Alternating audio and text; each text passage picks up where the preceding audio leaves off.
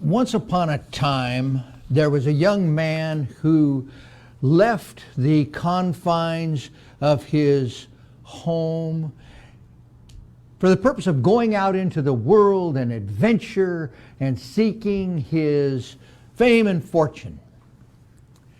Now, this is not an unusual thing, but it was not an easy decision for him to make.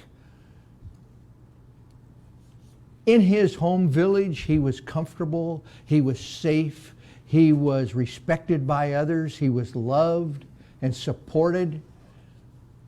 And it was hard to step away from that. But at the same time, those same walls which protected him also confined him. And he felt that there was a need to go out into the bigger world. He sought advice, and he didn't want to go to his parents or even his grandparents. He didn't really know who to talk to, but one day he was walking through the village, kind of mulling over what he should do, and he came upon one of the village elders. It was a respected elder, a woman with wisdom and knowledge, and he asked her maybe what he should do. And rather than giving him an answer, she instructed him to go within and to listen to his heart. And when he did that, he knew immediately that he should go. So he went home that night. He threw a few things together that he thought he might need into his backpack, and then the next morning he left. And he went out on his adventure, and over the coming weeks he met many people and experienced wonderful things and different foods and different customs and all kinds of wonderful things. And then one day he came into a village, and it looked like it had been ransacked. A couple of the houses had actually been burned. There was furniture that was smashed. There was windows that were broken. And he thought, what could have happened here? And then he noticed there are no people. And as he walked through this empty village, he heard crying. He heard an infant cry. And so he listened and he followed and he went to the source of this crying. He went into a house, and there, hiding beneath a staircase, were some women and children. And one of the women stepped out and said, "Take what you want, but don't kill us. Do whatever you need to do, but don't harm us." And he said, No, I'm not here to steal or to rob you. I'm just a wandering pilgrim on a journey. What happened here? And with that, the women came out from underneath the staircase, and they told him how a band of robbers and thieves had descended on their village. They had attacked the men and chained them. And the ones that fought back, they killed them. They took the men and took them away and put them in slavery. And they left the promise that they would return if the women didn't continue to give them homage and to give them money. Well, our young man was just shocked by this. And he tried to think maybe what he should do. And what came to him was that same kind of a pull that he felt when he thought that he should leave his village, was that he should somehow try and help these people. And so he put his little human mind to work, and he said, what do we have left? Well, we've got some of the older men that they didn't take. We've got some of the younger men that they didn't take. We weren't prepared for it. Maybe we can do something to put up a line of defense if they come back. And so they did that, and they collected some knives and swords and a bow and arrow and the things that they would need. And they were ready when indeed the robbers, the marauders, returned. And they came back, and the little ragtag group that he had put together was no match for these thieves and robbers. they quickly rounded them up, captured them, put them in chains, and hauled them away and continued to loot the stores and rob the houses. Well, after they left, our young man felt terrible. He felt as if he had contributed to this. Not only did he not help them, but he ended up hurting the village even more, and he felt terrible about it. And once again, he walked through the village, but he came upon a woman that really reminded him of the wise elder back in his village that had given him the advice to go within. And so he went up to her and said, I feel terrible. What should I do? And she said, go within and listen to yourself. And he thought, well, that's advice I've had before. So he did that. And in that, he got a sense that there would be someone or something that would guide him and help him. And so in the silence, he realized that there was something else. There was a power in the universe that's greater than we are, that is for us. And so he thought about it, and as he walked through the village, he looked up, and once again, there was this image of a wise person, the elder in his old village, the elder in this village, but now she was many decades younger. She was the warrior goddess, the goddess warrior. And she instructed him that he needed to get everyone in the village involved. Everyone. And he thought, well, that's impossible. He said, you know, the women, they can't fight very well. They're not strong enough. He said, you know, the disabled people, they can't even defend themselves at all. I can't help them at all. You know, they can't help on this. There's that religious bunch of kooks on the edge of town. They're all into religion, and they're all about peace and stuff. They're not going to fight. You know, I can't count on them. And then there's those people whose skin's a little bit different color. I can't count on them. And he said, I don't know what I can do. And she repeated, you must include everyone. And so he gathered together all of these people and asked them if there's anything that they could do. And what he came to find out is that the small people, the midgets that they had, were extremely fast. And they were small so they could go and not be detected. And they were perfect for being an early warning system. They could surround the town and they could tell if there were any enemies, thieves and robbers that were coming, and get back and let the people know that they were coming. And then he found out that the women, oh my God, the women were incredible archers. Every one of them was really good, and many of them were highly, highly skilled at hand-to-hand combat. Once the warrior goddess had taught them hand-to-hand combat. He found that group of people with different skins were incredible planners and tacticians. They could position themselves and the rest of them in strategic ways to help it. And all the pacifists, my goodness, when they came to hand-to-hand combat, nobody could keep up with the pacifists. And the disabled people.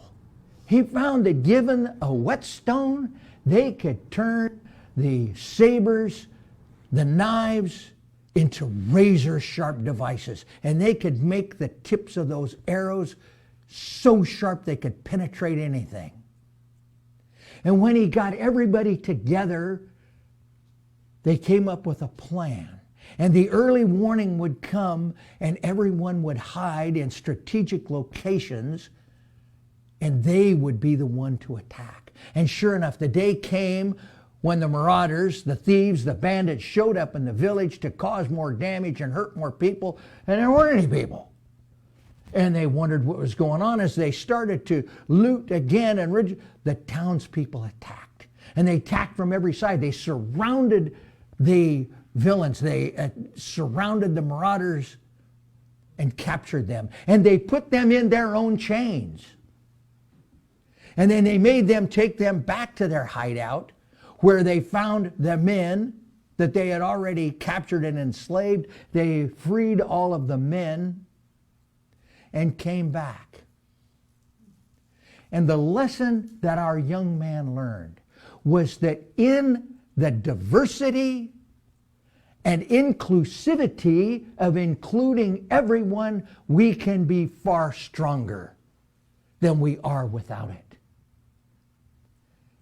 And what the young man came to realize is that part of his purpose in his entire quest, the center of why he needed to leave his village, was so that he could learn the lessons of inclusivity and diversity and spread them throughout the land, throughout his travels. And he proceeded to do that.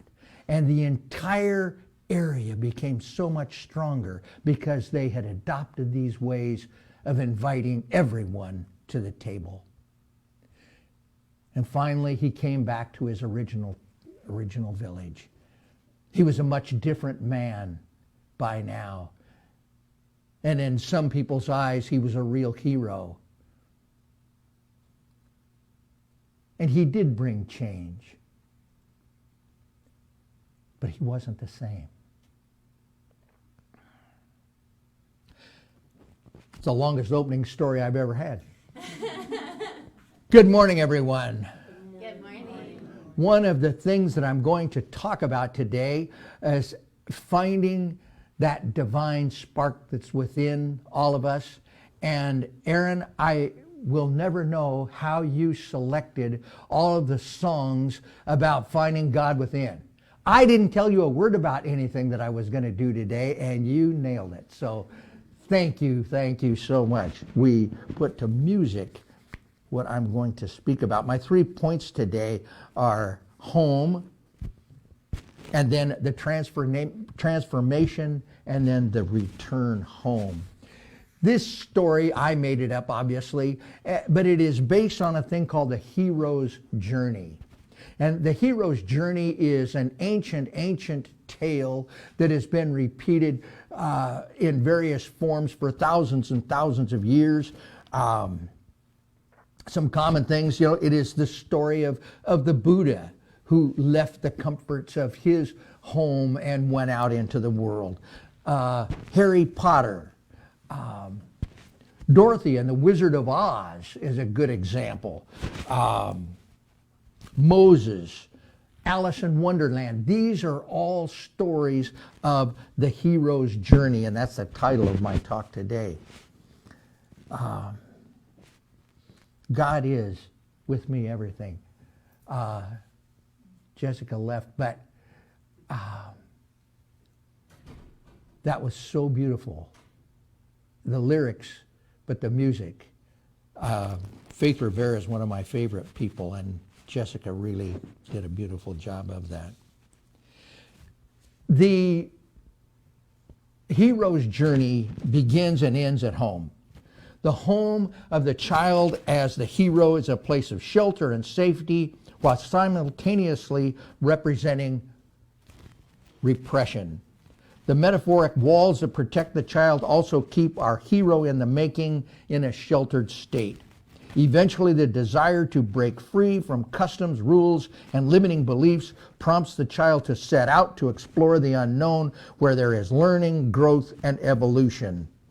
Dorothy left Kansas, and Siddhartha gave up his kingdom. The decision to leave home is a bold step and may require some assistance or guidance. Dennis Merritt Jones, in his book, The Art of Uncertainty, writes, "There is something very empowering about turning and facing our fear and shedding new light on it. Once exposed to the light, the things that we fear seem to lose their power to scare us." When we turn and face our fears, we can take away that power. Second part is transformation. Our hero encounters obstacles on his journey, and he must overcome them. And he comes through several obstacles, and there's so many variations on the hero's journey, but very often he'll have some small success, but then a major defeat. And it's like in our story. He got the people together, but he was soundly defeated. Ernest Holmes wrote, "All are rooted in the one life. Your endeavor then is not so much to find God as it is to realize God's presence and to understand that this presence is always with you." That's from Holmes' Reader on Practical Wisdom. He goes on later in there to say, "Nothing can be nearer to you than that which is the very essence of your being. Your outward search culminates in the greatest of all possible discoveries, finding God at the center of your own being." So I think you can probably see where I'm going with this is a comparison to our journey in this thing that we call spirituality or the science of mind. It is bold to step away from that area that is comfort. And many people have found a great deal of comfort in traditional religions where there is a savior. And we don't offer you a savior. It takes bold steps to step away from a savior and to take personal responsibility for your actions and what you do and how you come about it. You got to have some nerve to step in and say, "Oh, I messed that up." There is not a punishing God that's going to beat you up for making a mistake. You get to be punished here and now. If you treat people like crap, nobody's going to like you. There isn't a God that's going to come and punish you for it. That's just the immediate outcome. When you do things that are going to hurt yourself and other people, you get to enjoy it right now. And that's just simple. It's the way it is. I don't even know where I'm at now. Okay. We often encounter even more challenges and obstacles. All of our reactions to life are related to our spiritual convictions. We cannot escape this. Just as a child needs to have confidence in his parents, so we all need the same confidence in the power that's greater than we are. So we take away the Savior, but what we do is we give you a power that's far greater than you are, or I am, or anyone is, that's here to help you and assist you on your journey in life.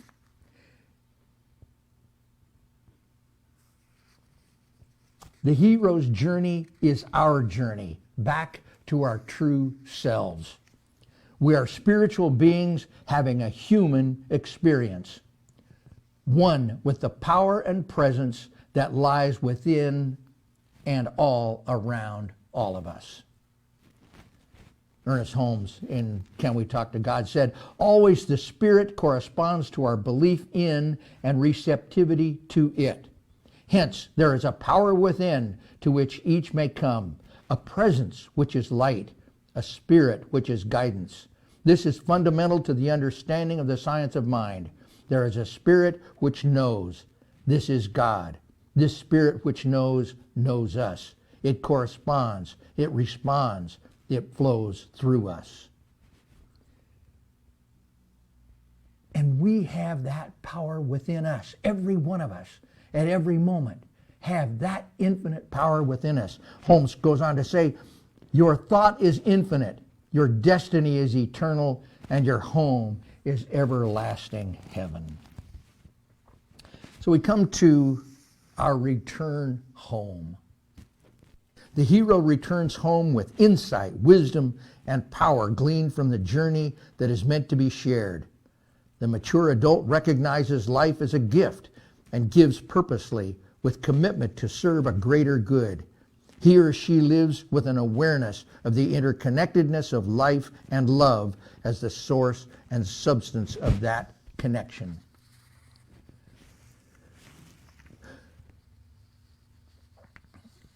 The hero also has an awareness that he is not the one that is solely doing all of the work.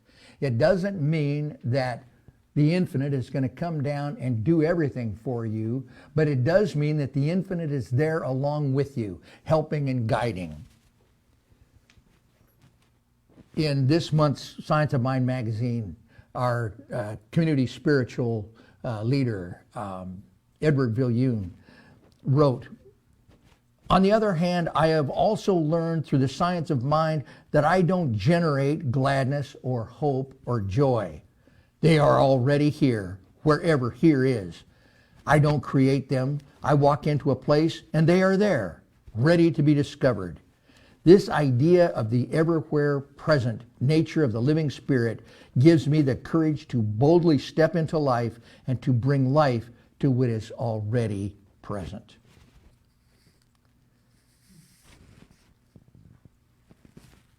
The conclusion, the takeaway for today that I want you to take.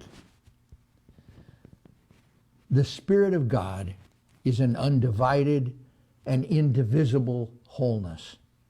It fills all time with its presence and all space with the activity of its thought.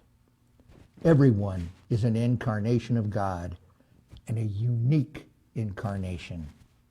All are rooted in the one life. Your endeavor then is not so much to find God as it is to realize God's presence and to understand that this presence is always with you. Nothing can be nearer to you than that which is the very essence of your being. Your outward search culminates in the greatest of all possible discoveries, finding God at the center of your own being. Life flows up from within you. And so it is with this awareness of the presence of that infinite source that is within each and every one of us that I ask my colleagues, the practitioners, to join me in holding our congregation, our city, our state, our nation, our entire globe in consciousness. And there is but one mind, and that mind is the mind of God. And in my mind, I can simply hold and know that that infinite creative force is within me at this very moment. And if this is true of me, it must be absolutely true of each and every one of us. Because we are all incarnations of that infinite force, that infinite creativity. And so as we go through this thing called life, and we experience all of the challenges, all of the robbers, the thieves, the marauders in our lives, we know that there is a warrior goddess that is in our side and is there to help us, to guide us, to tell us how to fight, to tell us how we can exist in this world, and how we can go within and discover that which is greater than we are, that is already here. The infinite presence of God. And knowing that that infinite presence is greater than any of the conditions that we may experience. It is greater than lack and limitation. It is greater than separation. It is greater than the worst things that we think that we can ever experience. Greater than that is love. The love of that infinite creative force. And so we can just give thanks. We can step back. We can feel the burden of worry lift from our shoulders as we accept help from that warrior goddess which is God. And we can allow ourselves to be swept up in the current and to arrive at our perfect destination. So we just give thanks for this awareness. We let it go, we let it be, and so it is.